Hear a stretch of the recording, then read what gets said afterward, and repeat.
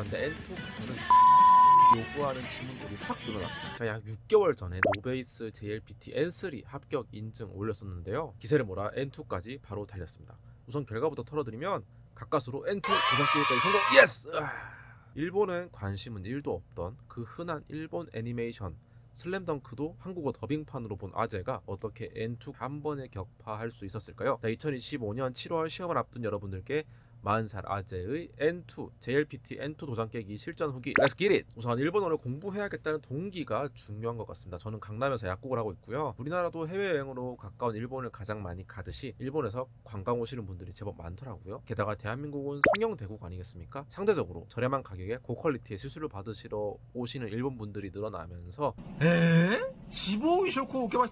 이분들에게 뭐라도 좀 팔아야겠다는 생각에는 조금 더 양질의 현지어 서비스를 제공해드려야겠다는 생각에 일본어 공부를 시작했고요. N4부터 시작했습니다. 사실 다른 거 필요 없고요. 다락원 책 한 권만 필사적으로 조지시면 JLPT 그냥 합격합니다. 자, 이제 영상 끄셔도 됩니다. 더 안 봐도 돼. 사실 다락원만 보면 돼. 그냥 이거 광고 아니고요. 댓글로 뭐 광고라고 뭐라 하시던데, 다락원 관계자 여러분들 아저씨 모델 필요하시면 연락 좀. 제가 M4 무난하게 합격하고 일본어 별거 아니구나 라는 생각에 N3 건너뛰고 2로 넘어가야겠다 생각하고 N2 다락원 책 바로 샀거든요. 근데 이거 문장을 읽을 수가 없어요. 한자가 너무 많아. N2로 가면은 그냥 순서대로 하세요. 괜히 단계가 있는 게 아닙니다. 다락원 책을 추천드리는 이유는 매우 노잼이기 때문입니다.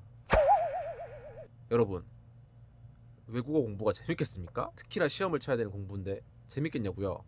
다락원 책은 노잼이 맞고요. 하지만 서울로 가려면 네이버 옆에 있는 그 톨게이트를 지나가야 하듯이 JLPT 합격을 원하신다면 그냥 다락원 책만 보셔보십시오. 왜냐하면 다락원 책에는 JLPT 시험에 필요한 필수 단어, 문법, 문제 유형까지 꽉꽉 채워져 있어요. 사실 제가 다른 출판사 책까지 볼 여유가 없어서 그런 걸 수도 있겠지만 제 경험담이니까요. 요거 한 것만 무한 반복해주시면 충분합니다. 그리고 일본어랑은 친해지는 겁니다. 외우려고 하지 마시고, 일본어는 우리말과 단어뿐만 아니라 각 문장의 구성이 거의 1대1로 매칭되는 느낌이 강하거든요. N2 레벨 정도의 문장으로 예를 들어보면 이번 회의에서 제안한 내용이 실제로 회사 정책에 반영될지 확신할 수 없다. 콘카이노 카이기 대 테이안 시타 나이오가 지사이니 카이샤노 세이사쿠니 한네이 사레루가 도가와 카쿠신가 모테마센. 문장의 각 요소가 거의 90% 이상 1대1로 매칭되는 게 느껴지시나요? 단어를 많이 알면 좋겠지만요, 단어를 떼어내서 하나씩 외우기보다는 대화에서 어떻게 활용되는지 그 느낌을 가져가 보세요. 문장에서.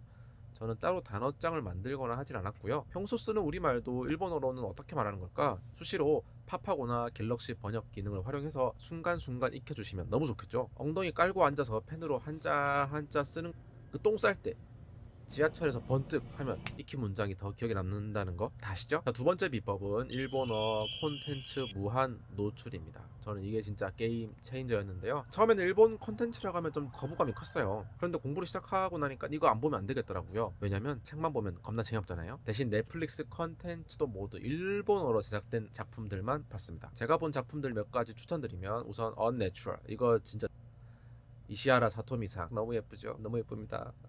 법의학자가 나오는 드라마인데 대사도 명확하고 내용도 흥미진진해서 자막 없이 봐도 재밌는데요. 지금 몇 번 반복해서 봐야겠죠. 그리고 도쿄 사기꾼들, 이거는 사기꾼들이 땅 가지고 사기치는 내용인데 이것도 재밌습니다. 일상 대화가 많아서 공부하기 좋고, 영화는 지브리 스튜디오의 원령공주 같은 작품들도 좋았고요. 그리고 중쇠를 찍자라는 드라마도 되게 추천하는데, 출판사 얘기긴 한데요, 일본의 직장 문화도 엿볼 수 있고 뭔가 끌어오는 뭔가 있습니다.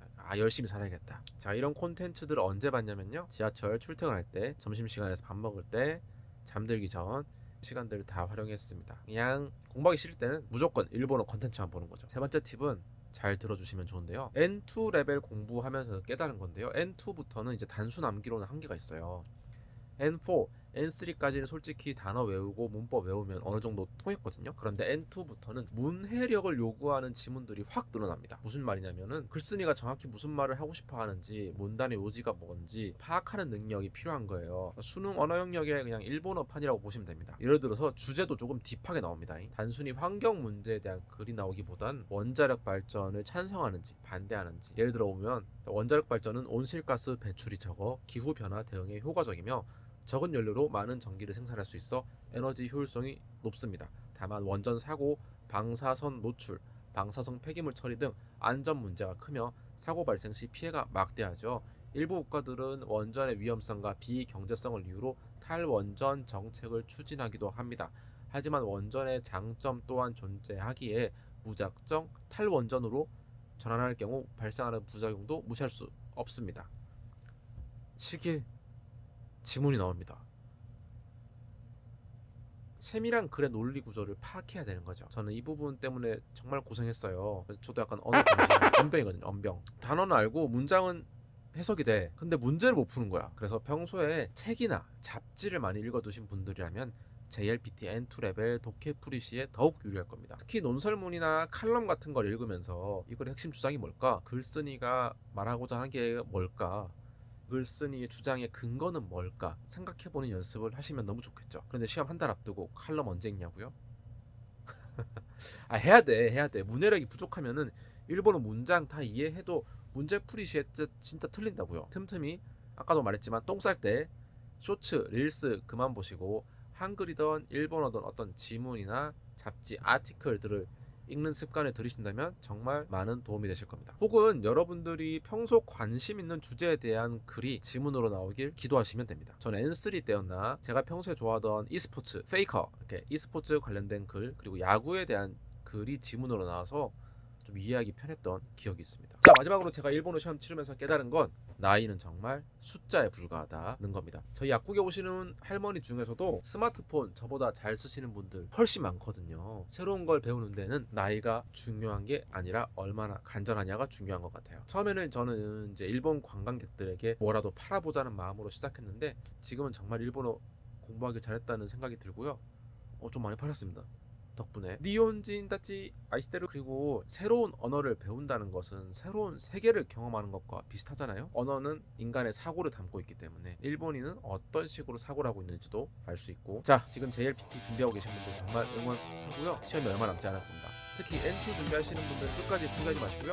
힘들어도 끝까지 해보십시오. 저도 몇 번이나 포기하고 싶어 했지만 다락원 책 한 권 끝까지 물고 늘어졌더니 정말 가까스로 합격할 수 있었거든요. 제 영상이 도움이 되셨다면 구독과 좋아요 부탁드리고요. 앞으로도 약사로서 하나태교로서 여러분들께 도움이 되는 콘텐츠로 또 찾아뵙겠습니다. JLPT